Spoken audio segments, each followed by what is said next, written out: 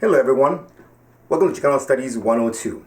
This is the first of several lectures that I'll be doing in conjunction with my colleague Alex Gomez. I hope you enjoy them. Welcome back. Let's discuss the Mexican-American conflict. Historians have long compared and contrasted what happens between the United States of America and Mexico in the early stages of the nation-building process. How does one country become a superpower and the other one still struggles with its democracy today? Let's recap the years before the Mexican-American War. In 1821, Mexico becomes independent after 300 years of colonial rule. But the Mexican Republic was facing economic hardship, political disarray, and social fragmentation. It did have some assets. For example, an enormous amount of land they had inherited from the colonial Spanish monarchy. But Mexico was highly centralized. Most of its population, political and economic centers, were in what today is Mexico City. This left the northern territories fragile, unpopulated, and unprotected. And let's not forget, the United States was moving westward. Fueled by the ideology of manifest destiny, it perceived the land of the Mexican territories of the north to eventually be part of America's future, from San Francisco to the Texas border.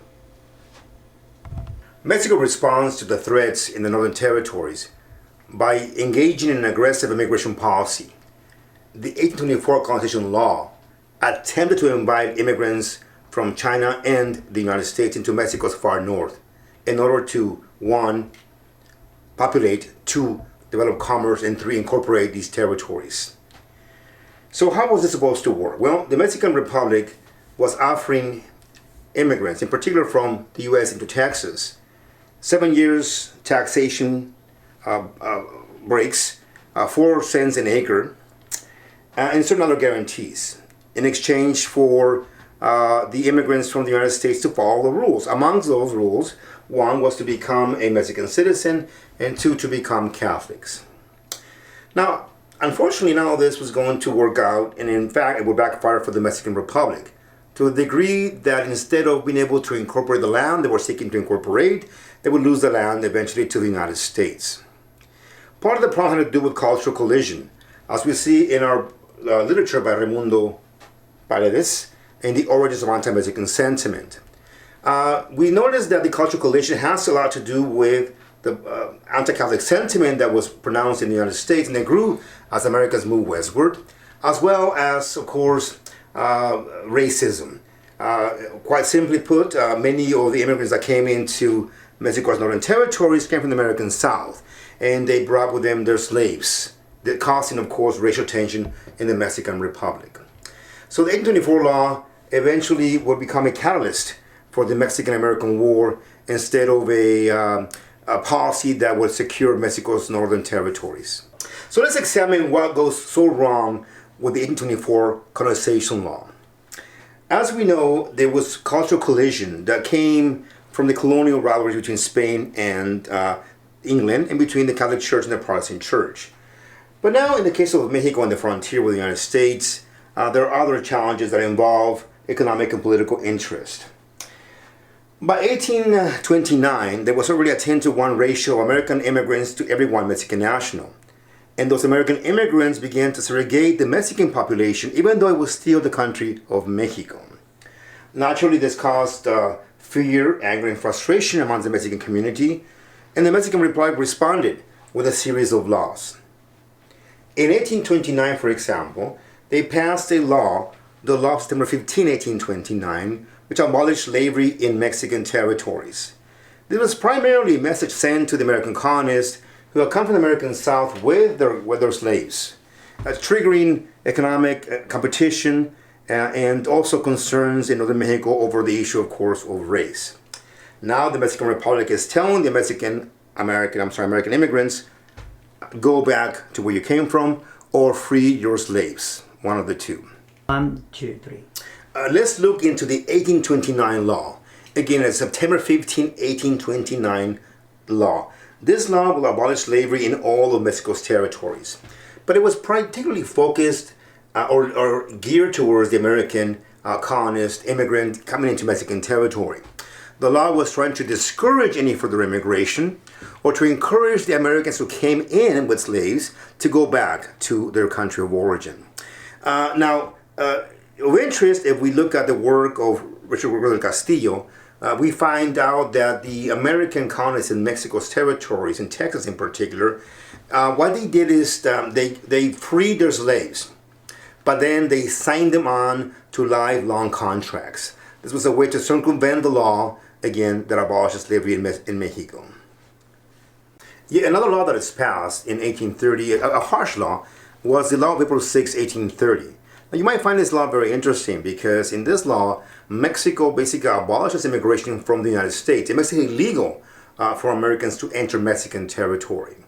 I recall that there is a reading that states, no matter which hole they cover, they pour another. They pour across like a flood.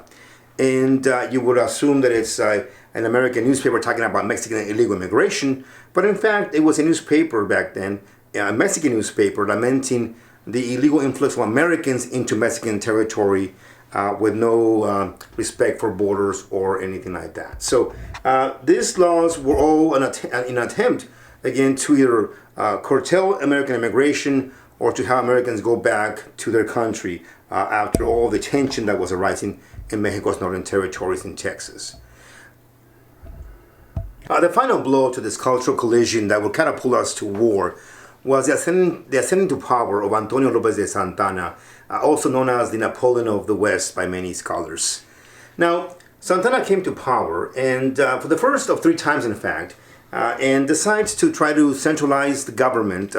This will anger and irritate many people in Mexico. There was rebellions in California, Oaxaca, parts of Central America that began to break away, in Nuevo Leon, and in particular, of course, in Texas, where people like Sam Houston and Stephen Austin used this centralism policy to discuss the avenues to break away from the Mexican Republic. And so now we're entering, of course, into the famous story of the Alamo. The Alamo was an abandoned mission that has become, in American culture, a very mythical event which took place there, giving rise to the folklore and heroes like David Crockett, for example, amongst others. But let's talk about what exactly occurred there. The Alamo, again, was an abandoned site that where the Americans had fortified themselves with some Tejano Mexicano support. The Mexican president arrived with his troops, and even though his own advisors told him not to attack the site, Santana decides to do so. And once the site is taken, he orders all women and children to be released, but the execution of all males, even those that had surrendered, because he perceived them, of course, as people who had committed treason against the Mexican Republic. Now, this is where the importance is, I think, on the Alamo, in that in the United States, it was in the newspapers, in the public stages and spaces, it was seen as an attack on the American frontier, an attack on Americans. And if we want to give, it became larger than life. It became memorialized in the saying, "Remember the Alamo," for example, right? Now, the Alamo campaign, the Alamo battle, was not a major success for the Mexican military or a humongous loss for the American colonists in Texas. In fact, more of an impact, historically speaking, was the Battle of San Jacinto that took place weeks later. In that particular battle, the Mexican forces were caught by surprise by the colonists, and of all things, they captured the Mexican president, Antonio Lopez de Santana. And Santana, under capture now, was forced to sign the famous Treaty of Velasco. The Treaty of Velasco, which, at least in paper, recognized the independence of the new republic or the new nation of Texas. This Texas Republic will remain independent for some close to 10 years, between 1836 and 1845, when it was annexed by the United States, again, much to the controversy that it would create, triggering the Mexican-American War. The Treaty of Velasco would prove to have created more of a problem than perhaps it solved. One of the main issues of the Treaty of Velasco was the fact that the Mexican government did not see it as valid. One, the Mexican Congress pointed to the fact that they had no congressional jurisdiction over the treaty itself, and also that the President of Mexico had signed the treaty under duress. But it should be noted that the United States of America quickly accepted the Treaty of Velasco as valid and began to exchange political representatives with the United States. The other thing, of course, is that the Treaty of Velasco presented a problem of where exactly Texas ended and where it began. There was no clear agreement about the boundaries between the border of Texas with Mexico, eventually leading to the Mexican-American War. 1, 2, 3. The Treaty of Velasco will prove to create more problems than it solved. For one, the Mexican nation did not see it as valid. The Mexican Republic stated that the Congress of Mexico did not ever have any kind of jurisdiction over the treaty, and that the treaty had been signed under duress. While the United States goes on, of course, to accept it and exchange political attaches with the new young nation of Texas. This, again, will lead us closer to the events of war. We'll discuss that in our next section when we discuss the Treaty of Guadalupe Hidalgo. We hope you enjoyed this material.